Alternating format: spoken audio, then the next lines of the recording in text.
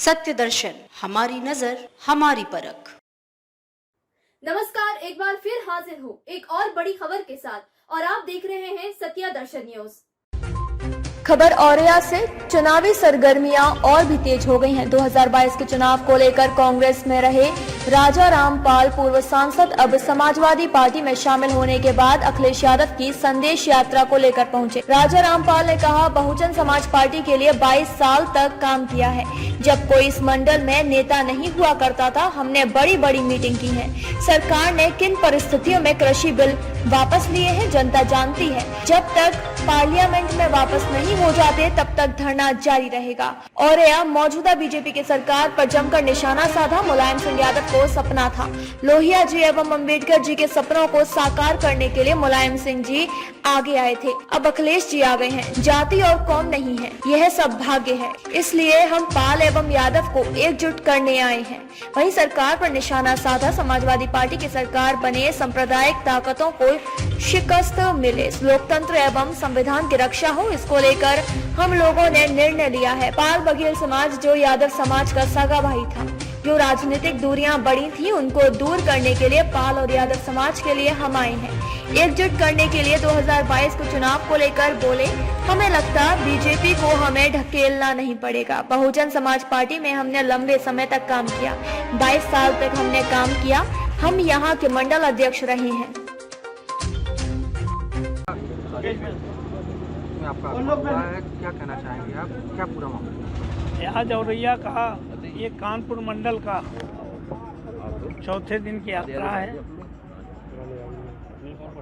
ये माननीय समाजवादी पार्टी के राष्ट्रीय अध्यक्ष अखिलेश जी की संदेश यात्रा है। समाजवादी पार्टी समाजवाद की स्थापना करने के लिए माननीय मुलायम सिंह जी यादव जी का जन्मदिन था, जिन्होंने लोहिया के सपनों का भारत, डॉक्टर अंबेडकर के सपनों का भारत बनाने का संकल्प लिया था और जमीन से चलकर और रक्षा मंत्री और 3 बार मुख्यमंत्री बनने का गौरव प्राप्त किया था। उनकी विरासत को माननीय राष्ट्रीय अध्यक्ष अखिलेश यादव जी संभाल रहे हैं और 2022 का चुनाव सामने है। इसको ध्यान में रख करके समाजवादी पार्टी की ये यात्रा है, अखिलेश संदेश यात्रा। समाजवादी पार्टी जात से जमात की ओर, इस यात्रा का नाम है समाजवादी पार्टी जात से जमात की ओर। उसी के तहत, चूँकि ये मुझे मालूम, मेरे जैसे आदमी को मालूम है कि जाति जैसी कोई चीज़ नहीं है, एक काम है जो लंबे समय तक जो काम करता रहा उसी काम से जाने लगा, उसी कौम से जाने लगा। तो ये जातियां नहीं हैं, ये सब भाई है। इसी को संदेश को लेकर हम आए हैं और हम समाजवादी पार्टी में उत्तर प्रदेश में समाजवादी पार्टी की सरकार बने, सांप्रदायिक ताकतों को शिकस्त मिले, लोकतंत्र और संविधान की रक्षा हो, इसके लिए हम लोगों ने निर्णय लिया है कि पाल बघेल समाज जो यादव समाज का सगा भाई था, सामाजिक रूप से अब भी एक थे, लेकिन राजनीतिक रूप से दूरियां बढ़ी थी। उन दूरियों को पाटने के लिए पाल और गोपाल को एक करने के लिए ये यात्रा है। आगामी 2022 के चुनाव को लेकर के समाजवादी पार्टी की क्या रणनीति है, क्योंकि वर्तमान समय में भाजपा के द्वारा जो कृषि कानून बिल वापस ले लिया गया है, क्या उसका कोई असर आगामी 2022 में दिखाई पड़ेगा? ऐसा है कि हमें तो लगता है इससे बड़ा दुर्भाग्य इस देश का कोई नहीं होगा कि जिस देश के प्रधानमंत्री के प्रति आम आदमी की ये धारणा हो जाए कि प्रधानमंत्री झूठ बोलता है। तीनों कृषि कानून किन हालात में, किन दबाव में, किन परिस्थितियों में लिए हैं, अब भी किसान नेता उनके वायदों को खरा नहीं मानते हैं। उन्होंने कहा जब तक पार्लियामेंट में तीनों बिल वापस नहीं हो जाते तब तक आंदोलन चलता रहेगा।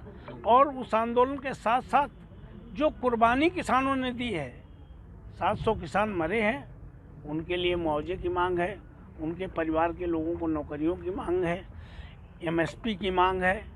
वो तमाम चीज़ें जब सेट होंगी तब भी जो घाव किसानों को, गरीबों को, आम नागरिकों को, दलितों को, पिछड़ों को भारतीय जनता पार्टी और मोदी सरकार ने दिया है, उसको हमें लगता है इस मरहम से कोई लाभ मिलने वाला नहीं है। आपके राजनीतिक जो पूरा कैरियर रहा है उसमें कई विभिन्न दलों में आप शामिल रहे हैं। आज आप समाजवादी पार्टी में, क्या अंतर है अन्य दलों में और समाजवादी पार्टी में? देखो, पूरे देश में मुझे इस कांग्रेस पार्टी छोड़कर समाजवादी पार्टी में इसलिए आना पड़ा कि देश में तो मोदी सरकार से अगर कोई लड़ता दिख रहा है तो गांधी परिवार है, गांधी की कांग्रेस है, लेकिन उत्तर प्रदेश में कांग्रेस खड़ी नहीं हो पा रही थी। लिहाजा जो हमारे पास सामाजिक ताकत है, राजनीतिक ताकत है, वो जाया जा रही थी, वहाँ पार्टी खड़ी नहीं हो पा रही थी। इसलिए हमने ज़रूरी समझा कि देश के संविधान को बचाने के लिए, लोकतंत्र बचाने के लिए, आरक्षण को बचाने के लिए, दलितों, पिछड़ों और किसानों, नौजवानों को न्याय देने के लिए जो समाजवादी पार्टी संघर्ष करने का काम कर रही है, इस समय कोई अगर आशा की कोई किरण है तो उत्तर प्रदेश में समाजवादी पार्टी और माननीय अखिलेश यादव दिख रहे हैं। तो हमने ज़रूर समझा कि वो अपनी सारी ताकत, पाल गोपाल की ताकत अगर एक खो जाए तो पार्टी का परसेप्शन भी चेंज हो जाएगा, वास्तव में समाजवादी स्थापित हो जाएगा। औरैया जनपद इटावा और जितना भी कानपुर मंडल का क्षेत्र लगता है वो समाजवादी पार्टी का गढ़ माना जाता है। आप क्या कहना चाहेंगे कि वर्तमान समय में जो 2022 का चुनाव की तैयारी की जा रही है उसमें कितना आप बीजेपी को पीछे धकेल सकते हैं? हमें लगता है कि बीजेपी को ढकेलना नहीं पड़ेगा। आज बहुजन समाज पार्टी में मैंने 22 साल काम किया है। इस जनपद का मैं लंबे समय से 22 साल समझो कि मंडल अध्यक्ष रहा। हमसे बड़ा कोई बहुजन समाज पार्टी में कोई लीडर नहीं था। यहाँ हमने हर विधानसभा में बड़ी बड़ी मीटिंगें की है।